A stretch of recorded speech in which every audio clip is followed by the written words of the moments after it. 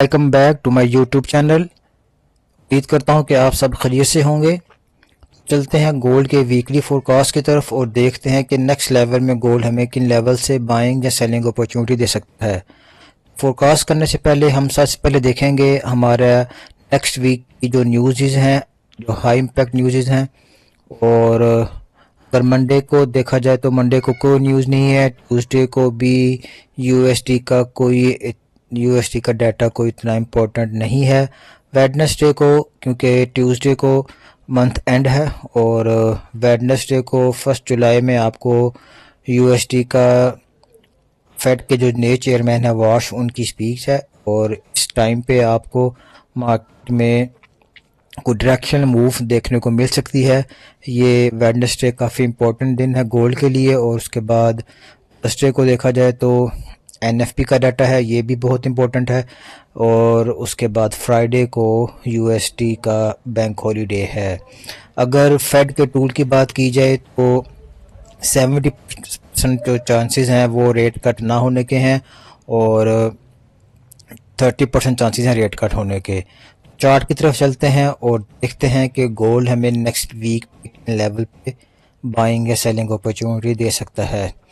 Weekly candle जो close हुई है उसमें आपको एक लिक्विडिटी स्वीप, इस लेवल लिक्विडिटी स्वीप, और उसके बाद इसको दोबारा स्वीप किया है इस वीक की कैंडल ने। और मार्केट एक इस लेवल से आपको बाइंग में जाती हुई दिख रही है जो कि 3974 का एरिया है। मार्केट में अभी तक देखा जाए तो सेलिंग ही है और ये एक सपोर्ट है गोल्ड की, जहां से गोल्ड आपको रीटेस्ट पे और ये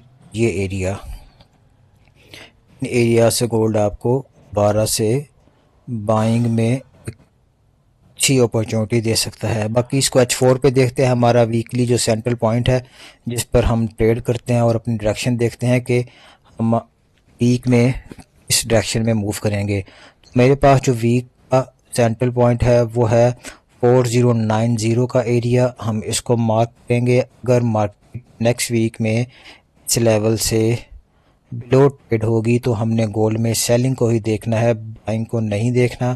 किसी भी स्ट्रक्चर से, अगर आपको स्ट्रक्चर मालूम है तो आपने किसी भी स्ट्रक्चर के रीटेस्ट के ऊपर या लिक्विडिटी स्वीप के ऊपर इस लेवल से नीचे आपने गोल्ड में सेलिंग ही देखनी है। अगर मार्केट मंडे को ओपन होती है और ओपन होने के बाद कोई H4 स्ट्रॉन्गली से अब क्लोज करेगी तो दोबारा रीटेस्ट के ऊपर आप इसमें बाइंग देखेंगे। अगर लेवल्स की बात की जाए तो मेरे पास जो फर्स्ट सपोर्ट है इसकी वो है 3957 का एरिया, जिसको हम मार्क करेंगे 3957 का। ये इसी की स्वीप ऊपर, ये हमारे पास वीकली की फर्स्ट सपोर्ट है। ये एरिया इनको मार्क लीजिएगा अपने चार्ट पे। और अगर हम सेकंड सपोर्ट की बात की जाए करें तो वो है 3827 का एरिया के मार्केट को दोबारा एक बाइंग में लेके जा सकता है।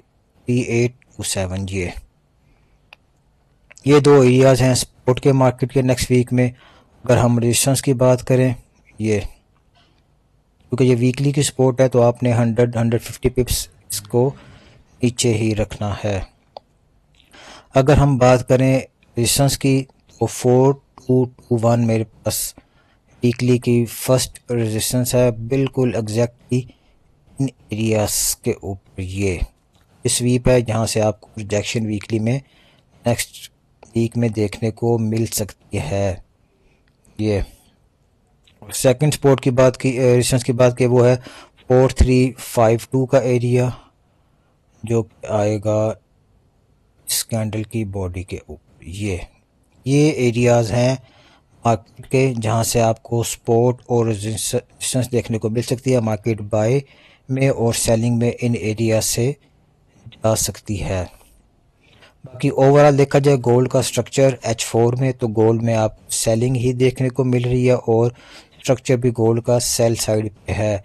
मैं एक्सपेक्ट करता हूँ मार्केट अगर अपने इस एरिया को मंडे ओपनिंग में या सेशन में इस एरिया को स्ट्रॉन्गली ब्रेक करती है, मैं यहाँ से एक रिजेक्शन और उसके बाद इसका ब्रेकआउट और उसके बाद ये एरिया को एक्सपेक्ट करता हूँ मार्केट बाय में। अगर मंडे एशियन सेशन में मार्केट इस एरिया को ब्रेक नहीं करती तो हम गोल्ड में सेलिंग देखेंगे।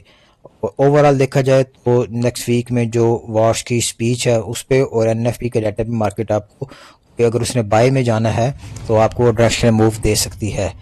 कि आज की वीडियो में इतना ही। दुआ में याद रखिएगा, चैनल को सब्सक्राइब कर लीजिएगा, अपना बहुत सारा ख्याल रखिएगा। अस्सलाम वालेकुम।